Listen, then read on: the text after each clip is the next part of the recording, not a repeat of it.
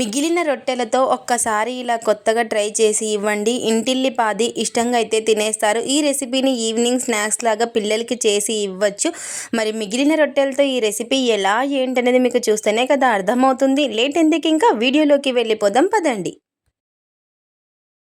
ఇంట్లో రొట్టెలు మిగులుతూ ఉంటాయి కదా, జొన్న రొట్టెలు. ఒక్కసారి ఈ విధంగా ట్రై చేయండి. చాలా అంటే చాలా బాగుంటాయి.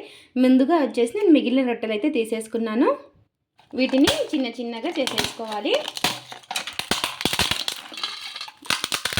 మనం వేస్ట్గా పడేయకుండా ఇలా మిగిలిన రొట్టెలతో ఇలా ఈజీగా ఈ రెసిపీని చేసి ఇవ్వచ్చు. పిల్లలు పెద్దలు ఇష్టంగా అయితే తినేస్తారు.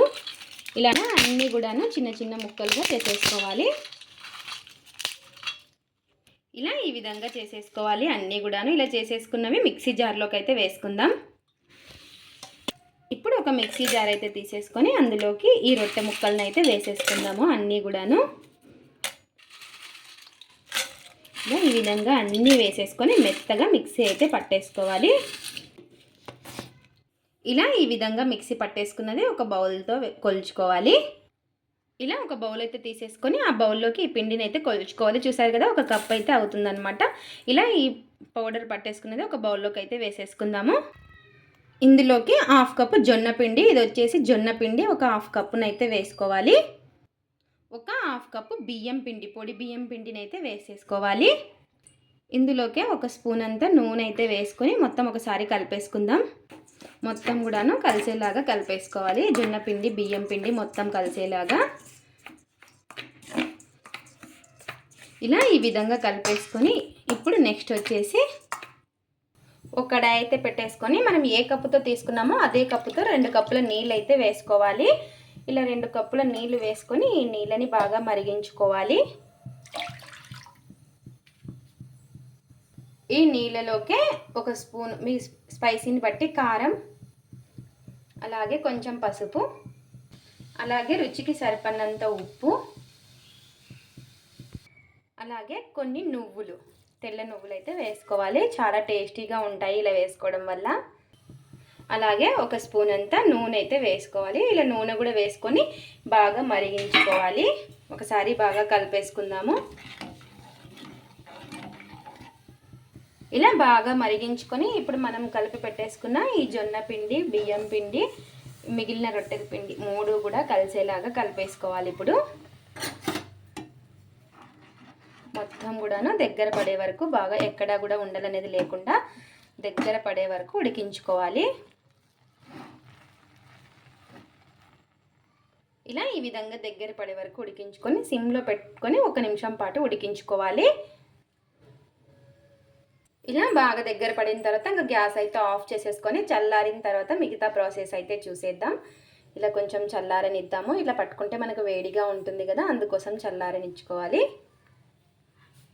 ఇక్కడ వచ్చేసి చల్లారిన తర్వాత ఈ విధంగా చేతితో బాగా ప్రెస్ చేసుకుంటూ మొత్తం కూడా బాగా కలిపేసుకోవాలి. ఇలా ప్రెస్ చేసుకోవడం వల్ల మనకి రొట్టెలు మిక్సీ పట్టేసుకున్నాం కదా, అది సాఫ్ట్గా అయిపోతుంది. మనం అలాగే వేసామనుకోండి అక్కడక్కడ ఉండల్లాగా ఉంటుందన్నమాట. ఇలా బాగా కలిపేసుకోవాలి మొత్తం కూడాను. ఇలా ఈ విధంగా సాఫ్ట్గా కలిపేసుకున్న తర్వాత చూసారు కదా, మనకి ఈ విధంగా ఉండాలి. 2 కప్పుల నీళ్ళు కరెక్ట్గా సరిపోతుంది. ఒకవేళ తక్కువ అనిపిస్తే మీకు వేడి నీళ్ళైనా వేసుకోవచ్చు. ఇలా పిండి ముద్దనైతే తీసేసుకొని ఈ విధంగా చేసేసుకుందాము. ఇలా అంతా కూడాను చేసేసుకొని ఇలా మురుకుల గొట్టం అయితే తీసేసుకొని ఇలా హోల్ ఉన్నదైతే పెట్టేసుకోవాలి. ఇలా పెట్టేసుకొని ఇప్పుడు మనం కలిపి పెట్టేసుకున్నాం కదా, ఈ పిండి ముద్దనైతే పెట్టేసుకుందాం. ఇందులో ఇంకా మనకి ఎంతైతే పడుతుందో అంత పెట్టేసుకోవాలి. ఇలా పెట్టేసుకొని ప్రెస్ చేసేసుకుందాము. ఇలా ఈ విధంగా పెట్టేసుకొని ఇప్పుడు పైన ఇది పెట్టేసుకొని ఇలా ఒక గరిటె లాంటిది తీసేసుకొని దీని మీద ఒత్తేసుకుందాము. మనకి ఒకే సైజులో ఉంటాయి అన్నీ కూడాను. లేదా మీరు డైరెక్ట్గా అయినా వేసుకోవచ్చు.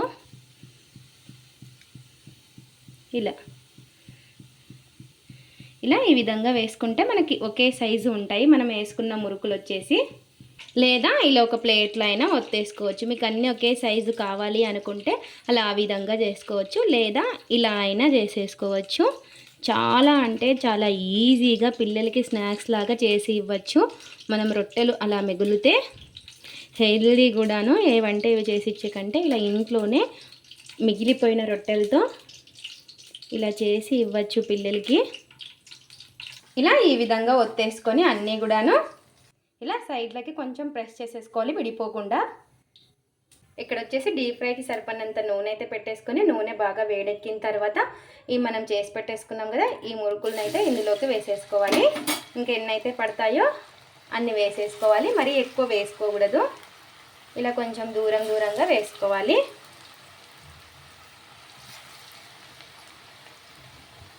ఇలా మనకి ఇంకెన్నైతే పడతాయో అన్ని వేసేసుకొని మీడియం టు హై ఫ్లేమ్లో అడ్జస్ట్ చేసుకుంటూ క్రిస్పీగా వచ్చే వరకు ఫ్రై చేసేసుకోవాలి. అక్కడ మనకి అవి ఫ్రై అయ్యేలోపు ఇక్కడ మళ్ళీ మనం ఒత్తేసుకోవాలి. ఇంకా మనకి ఒకదాని తర్వాత ఒకటి రెడీగా అయిపోతాయి అన్నమాట. ఇంకా అక్కడ ఒత్తుకునే లోపు ఇక్కడ వచ్చేసి కొంచెం బాగా కాలాయి. ఇంకో సైడ్ అయితే తిప్పేసుకుందాము. ఇలా రెండు వైపులా బాగా కాలేలాగా కాల్చేసుకోవాలి. ఇవి క్రిస్పీగా వచ్చే వరకు ఇలా క్రిస్పీగా అయ్యే వరకు ఫ్రై చేసేసుకొని ఇంకా తీసేసుకోవడమే అన్నీ కూడాను ఆయిల్లో నుంచి. ఇంకా మనకి ఎన్నైతే ఉన్నాయో ఇంకా అన్నీ ఇదే విధంగా చేసేసుకోవడమే. ఇలా ఇంకా ప్లేట్లో అయితే వేసేసుకుందాము. ఇలా ఇంకా అన్నీ కూడా ఇదే విధంగా వేసేసుకొని ఫ్రై చేసేసుకోవడమే నూనెలో. అన్నీ కూడాను ఇంకా డీప్ ఫ్రై చేసేసుకొని తీసేసుకోవడమే. ఎంతో టేస్టీగా ఉండే మిగిలిన రొట్టెలతో మురుకులు అయితే రెడీ అయిపోయాయి. చూసారు కదా ఎంత బాగా వచ్చినాయో. ఇంకా అన్నీ కూడాను ప్లేట్లోకి అయితే తీసేసుకుందాము. అన్నీ కూడాను ఇంకా ప్లేట్లో అయితే తీసి పెట్టేసుకుందాం.